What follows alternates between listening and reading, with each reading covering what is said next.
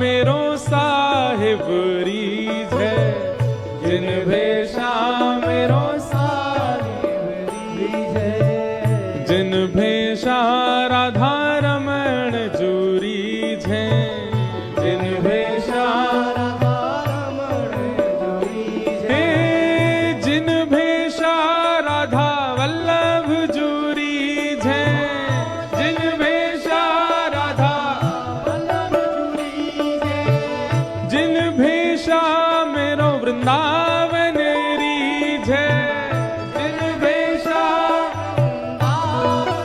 रीझ है, जिन भेषा यमुना जी रीझ है, जिन भेषा यमुना जी रीझ है, हाँ जिन भेषा साईं अम्मा जू रीझ है, जिन भेषा साईं अम्मा जी रीझ है, मैं सोही भेष धरूंगी हो, मैं तो सोही भेष धरूंगी, अरे हाँ मैं बैरागन होंगी, मैं बैरागन होंगी, ओ बाला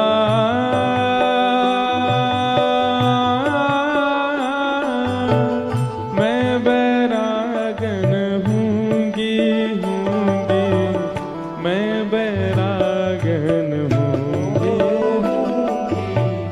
मैं बैरागन होंगी, मैं बैरागन होंगी, मैं बैरागन।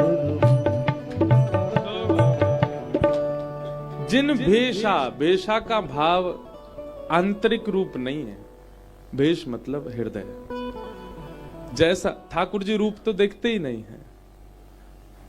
अब मुझे तो एक के बाद एक पद ही याद आते हैं। हमारे अष्टसखा गाते हैं,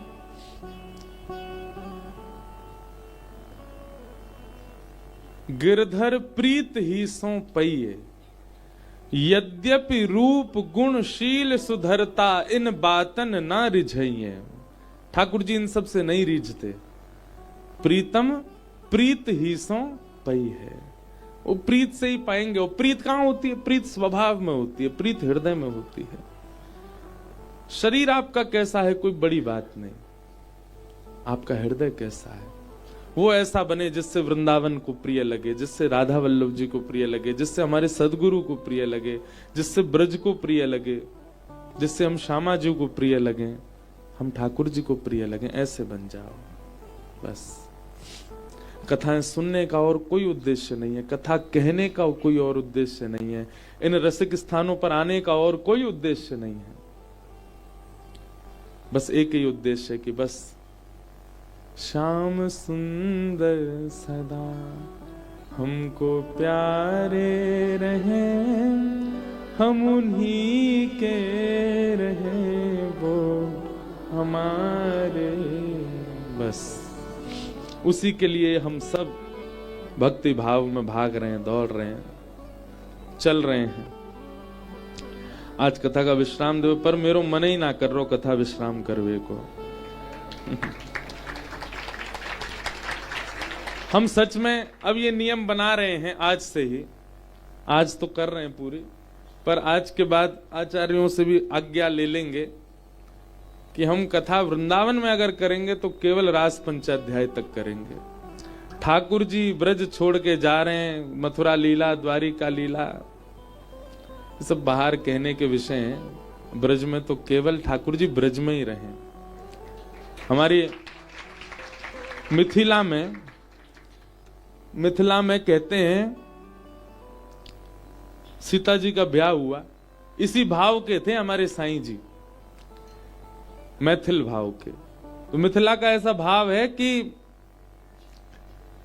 वनवास कौन ने किया, वो हमारे जमाई नहीं है, हम उनको नहीं जानते जो 14 वर्ष वन में रहे, 14 वर्ष हमारी सिया जी को लेके रहे। रावण को किसी कोई और ने मारो को, हमारे राम जी, हमारे जमाई राजा तो बड़े कोमल हैं, वो रावण को कैसे मार सकते हैं, वो तो बड़े कोमल हैं। तो बोले आपके जमाई राजा हैं कहां? बोले वो ब्याह करके और भामर करके फिर हमारे मिथिला में ही रह गए, घर जमाई बन के बैठे हैं। इतनो लाड करें राम जी से मिथिला के लोग। हे पहुना मिथिले में रहूना।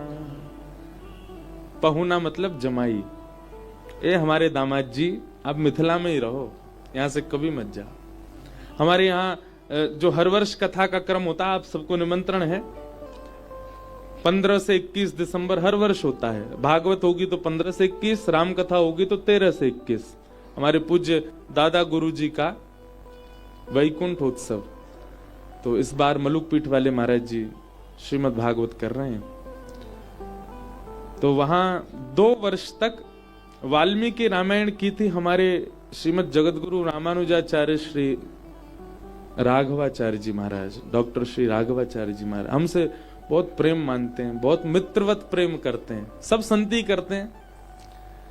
तो उन्होंने 2 साल केवल श्री राम जी का विवाह ही सुनाया। और वे अपनी कथा में बता रहे, बोले कि जैसे ही विदाई का समय आता सियाजू की, तो मिथिला के लोग जब तप नियम व्रत में लग जाते कि ऐसा कुछ हो जाए कि राम जी विदाई नहीं हो, हमारी सियाजू विदाई ना हो। और उन मैथिल वासियों का ऐसा तप था कि महाराज जैसे ही राम जी की सीता जी को अब विवाह पंचमी आ रही है, कल ही तो है? तो कल ही श्री राम जानकी विवाह महोत्सव है। सर्दी में ब्याह भयो, ब्याह के बाद में इतनी रस्म बना दें, जो रस्म होती हैं वो तो थी, बाकी अलावा भी और नई नई बना दें। उन रस्मों का पालन करते करते 6 महीना तो निकल गए राम जी को। और राम जी सोचे भाई कब जाएंगे अब हम। अच्छा, एक और बात कहते हैं कि राम जी भी कभी कभी भूल जाते हैं कि हमको जाना है, विदा भी होना है। अब तो ये हो गया कि सिया जी विदा नहीं हो रही है, राम जी कह रहे हैं हम कब जाएं अपने घर। राम जी की विदाई होगी। 6 महीना बीत गए, तो ये आ गई वर्षा। अब वर्षा जैसी आई तो सब मिथिला के लोग बोले कि हम अपनी सियाजू को कीच कीचड़ में तो भेजेंगी ना है? आप लेकर के अयोध्या जाएंगे, बीच रास्ता में जन कितने पानी भर रहे होंगे, पोखर तालाब भर रहे होंगे, इतनी वर्षा आ रही है, जीव जंतु निकल रहे होंगे, तो क्या करें? बोले चातुर्मास और करो यहीं पे ही।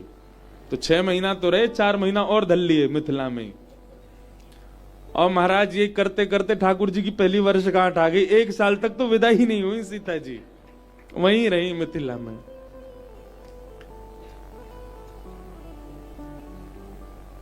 प्रसंग है कि भैया लाली की विदाई में माता पिता रोते हैं, पर यहां दशरथ जी और कौशल्या जी मिलने आती हैं राम जी से।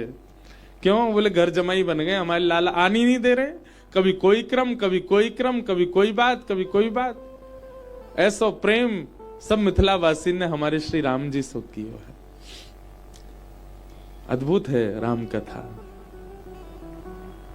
हम साल में 1 बार राम कथा करते हैं। इस बार 24 दिसंबर से 31 दिसंबर तक रामेश्वरम में राम कथा। तो वही बात है कि हम ठाकुर जी को अब वृंदावन की कथाओं में ऐसा प्रयास करेंगे कि रास 5 अध्याय तक